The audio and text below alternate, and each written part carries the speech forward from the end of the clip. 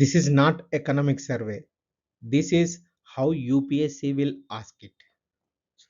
Most aspirants will try to read all 700 pages of the economic survey. They will underline, highlight, and try to remember as much as possible. And that is exactly where they go wrong. UPSC does not test how much you read, it tests how much you understand. So today, I'm not going to summarize the economic survey. Start decoding the systems. I'm going to show you how UPSC will actually ask it in Prelims 2026.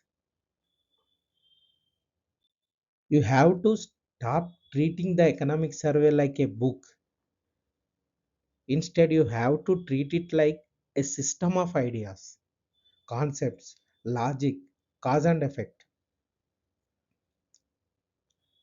Because UPSC does not pick data from the survey, then it picks what? UPSC picks concepts, UPSC picks mechanisms, and UPSC picks cause and effective logic. If you try to memorize members, you will forget them. But if you understand the system, you can solve questions even without remembering the exact data. So that is why system is most important rather than facts. So in this session, we will break the survey into systems. And for each system, we will see how UPSC converts it into a question. Every system you see here can become a statement type of questions in prelims. So we are going to take the systems and we are going to discuss the systems. There are around 9 systems which will present in the economic survey. So we are going to discuss the systems in detail. So we are going to take system number 1, that is growth versus instability. You have to understand the first thing very much clear, that is growth is not immunity. Growth is equal, not equal, doesn't equal with immunity. So growth is not immunity. You have to understand this point. You have to remember this point very carefully. So India is growing at around 7% of growth rate. That is strong growth by global standards, according to the economic survey. But there is a deeper layer that most students miss. What? This growth is happening inside a unstable global systems like wars, etc. The geopolitics is interfering with the trade. Supply chains are shifting and capital flows are uncertain. So the correct understanding is not just that India is growing. Then what is the correct understanding? It is that India is growing in a volatile environment. Where? In a volatile global environment. So growth does not mean immunity. So if UPSC gives you a statement like this, saying that India is insulated from global shocks, what will you do? It is correct or wrong statement? That statement is wrong, because the survey clearly tells you that growth and instability are happening together. So that is why India is insulated from global shocks. Let me take to the system number 2, that is global risk framework. The survey talks about multiple global scenarios, but UPSC will not ask you to remember their names. Then what will UPSC ask? What will UPSC test in the examination in Prelims 2026? It will test whether you understand the nature of global risk or not. The key idea here is that global risks are not temporary disturbances,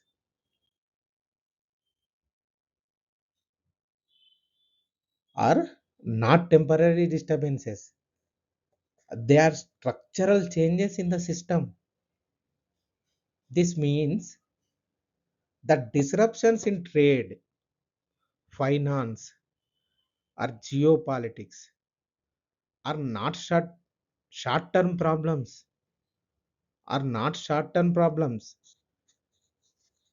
They are going to permanent shift. They are part of a long-term shift in the global order. So, if a question says in the examination that global risks are temporary and will automatically resolve, that type of statement is incorrect. So, they are part of a long term shift in the global order. So, supply chain disruptions are not temporary, they are going to be permanent shift.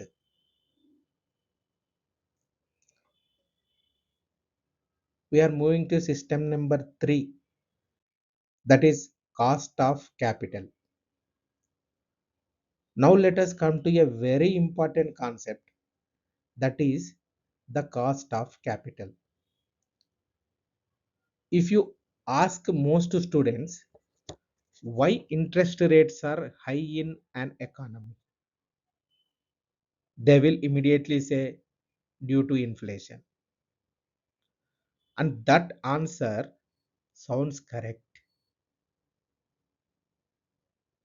but it is incomplete. Why? The survey points to a deeper structural reason. That reason is the current account deficit. This is most important, most recurrent topic or term in the UPSC examination. This is most very important topic. Current account deficit. When a country consistently imports more than it exports, it depends on foreign capital, BOP crisis, balance of payments. And when you depend on foreign capital, you have to pay a risk premium.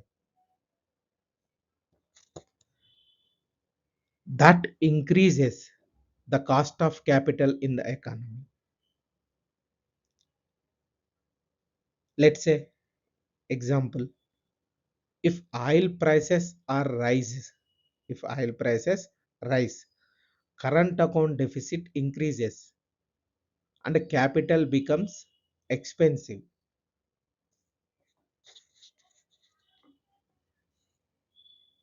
That is the thing actually happened with current account deficit. So inflation is a system, but the current account deficit is the disease. If you only treat the system or symptom, inflation is a symptom. The current account deficit is the disease. If you only treat the symptom, you never lower the cost of doing business in India.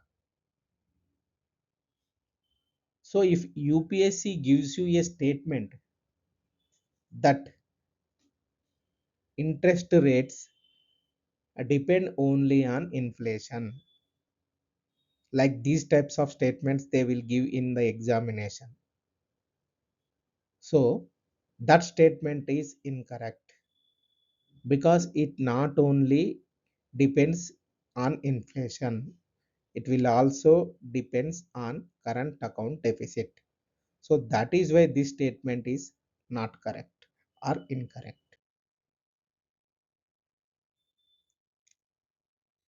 We are moving to system number 4, that is services versus manufacturing sector. India is strong in services, and services exports are an important strength. But the survey makes it very clear that services alone are not enough for long term economic stability. Manufacturing plays a very different role. That is why manufacturing is also need for long term economic stability. Not only services, not only service sector alone are not enough here for long term economic stability. Manufacturing is also plays a very different role in the economy. So it strengthens the currency, builds the state capacity, and creates a deeper economic base. That is possible with manufacturing sector.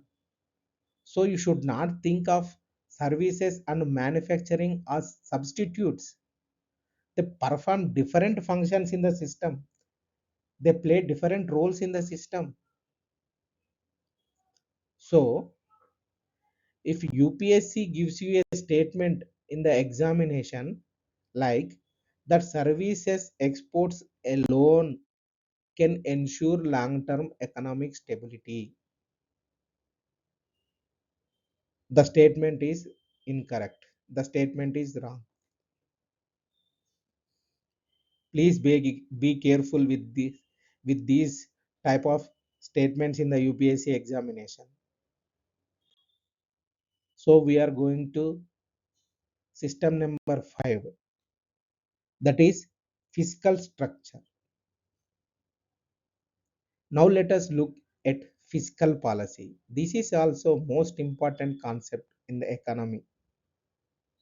The central government has been improving its fiscal discipline. That is a positive signal. But there is a hidden layer that most students ignore. What is that? And that is the fiscal position of the states. Fiscal position of the states. Investors do not look at the center and the states separately. They look at what is called the general government. That includes both the center and the states also. So even if the center improves its deficit, a weak fiscal position at the state level can still affect the overall stability of the system. So balance must be stable between center and state, center as well as states.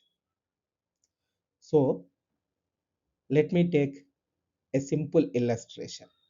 Imagine a balance scale. On one side the center is improving, on the other side the states are adding pressure. Even if one side becomes lighter, the other side can still pull the balance down. So balance must be stable.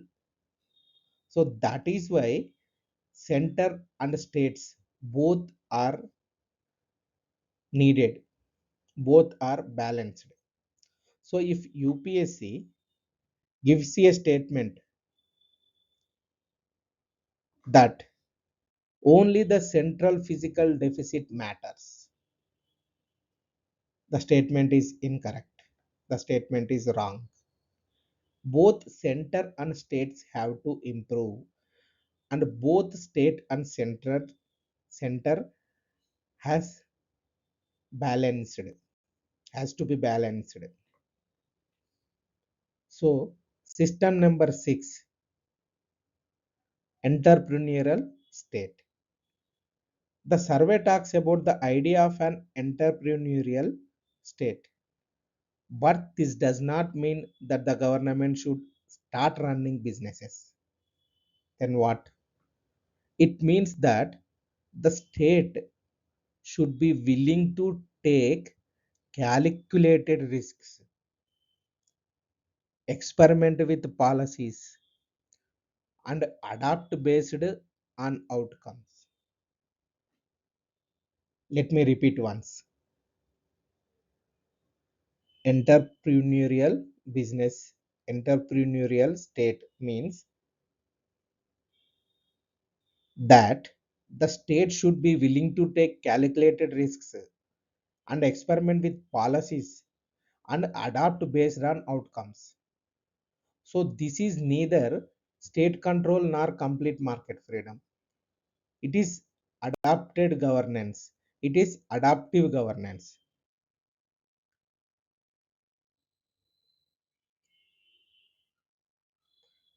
This is infrastructure and ecosystem creation. So if UPSC says that an entrepreneurial state means government control over production, state runs business, that statement is wrong. That statement is incorrect. Moving to system number 7, external sector. Now let us come to the external sector. India has done very well in services exports. That gives stability to the economy. But for long-term strength, the survey emphasizes the importance of manufacturing exports.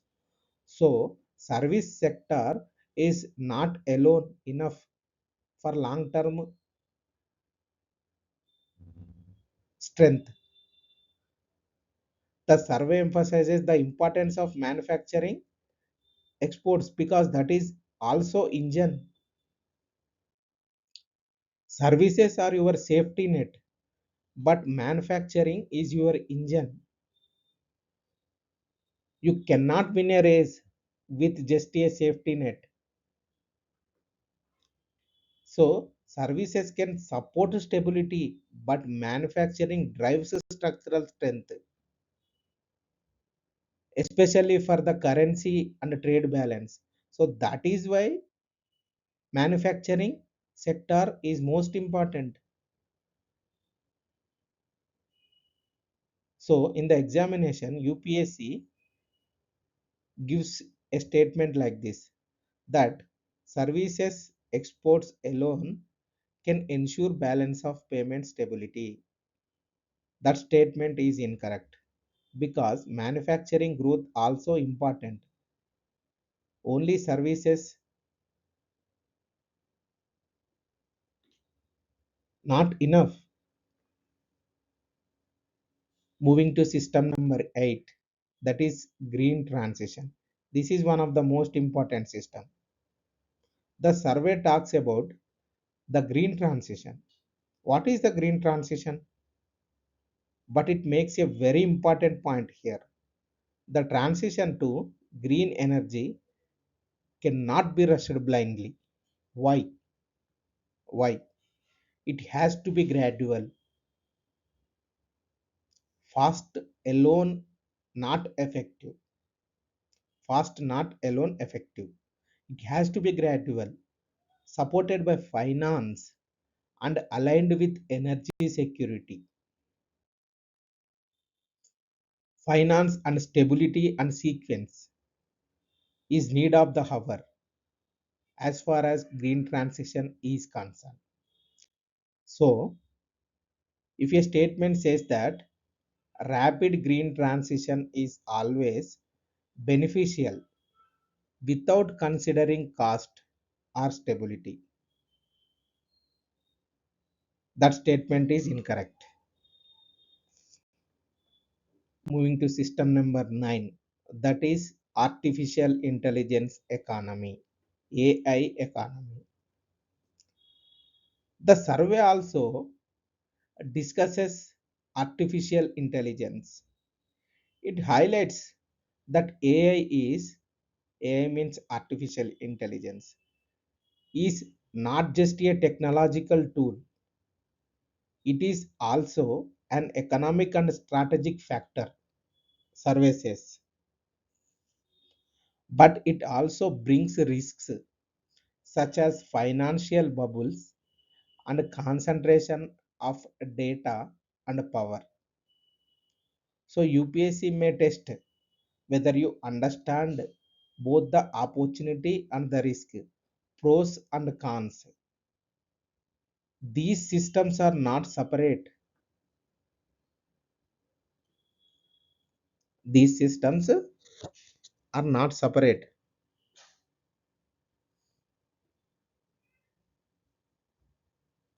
Current account deficit affects currency, currency affects inflation, inflation affects policy. When comes to current account deficit,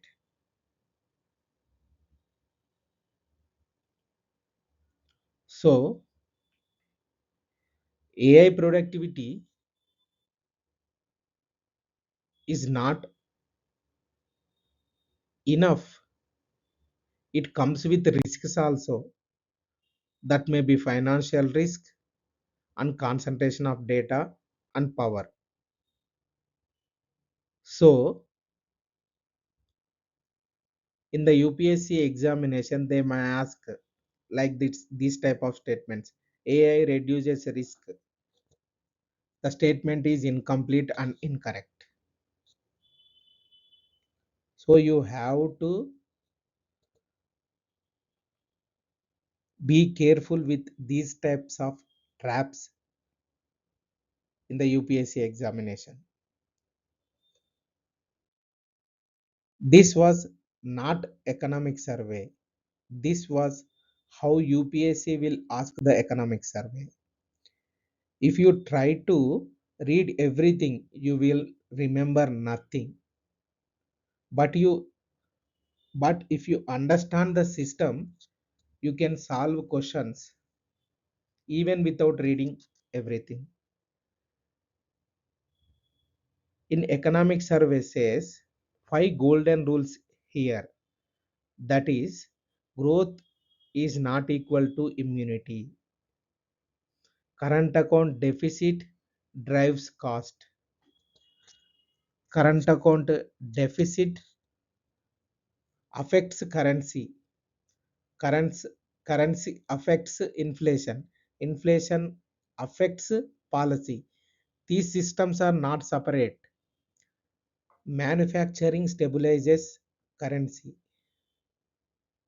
Service sector alone not enough for long term strength. Both state and center also matters. Policy is equal to resilience. So these types of 5 golden rules you have to remember very carefully. UPSC is not asking what survey says. Then UPSC ask what UPSC ask systems. Then only you will solve the questions without reading everything. It is asking how system behaves in the economy. UPSC does not reward volume only. It rewards clarity.